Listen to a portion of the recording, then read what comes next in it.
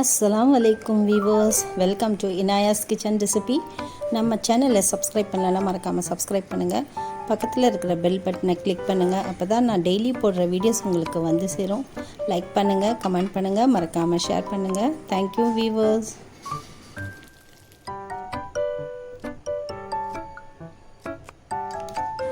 இன்றைக்கி வல்லாரக்கீரை எடுத்திருக்கேன். இதை நல்லா வாஷ் பண்ணிவிட்டு சின்ன சின்ன பீசஸாக கட் பண்ணி வச்சுக்கலாம்.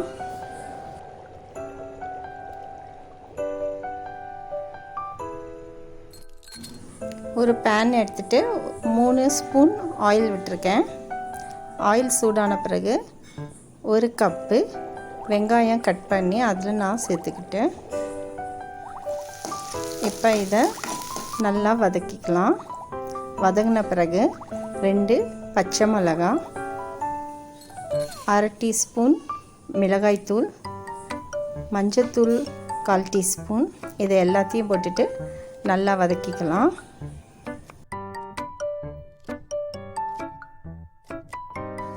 இப்போ நம்ம கட் பண்ணி வச்ச கீரையை, வல்லாரக்கீரையை இதில் நம்ம சேர்த்துக்கலாம். சேர்த்துட்டு நல்லா வதக்கி விடுங்க.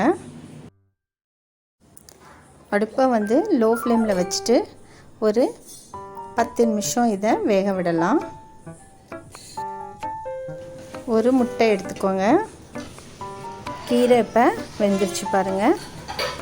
இதை கொஞ்சம் வதக்கி விட்டுக்கலாம். வல்லாரக்கீரை ஞாபக சக்தியை உண்டு பண்ணுது, ஹீமோக்ளோபின் அதிகரிக்குது. வல்லாரக்கீரை ரொம்ப ஹெல்த்தியான கீரை. இதை நீங்கள் செஞ்சு சாப்பிடுங்க, ஹெல்த்துக்கு ரொம்ப நல்லது.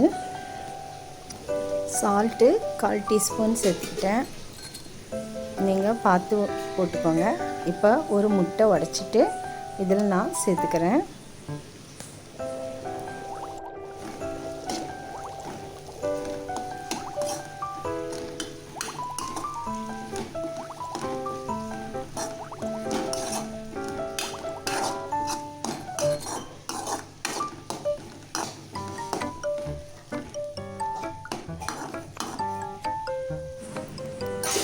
முட்டையை நல்லா கிளறி விட்டுட்டு ஒரு 5 நிமிஷம் க்ளோஸ் பண்ணி குக் பண்ணலாம்.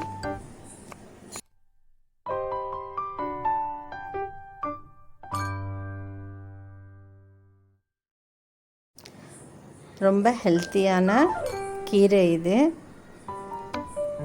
இந்த மாதிரி முட்டை போட்டு செஞ்சு கொடுங்க.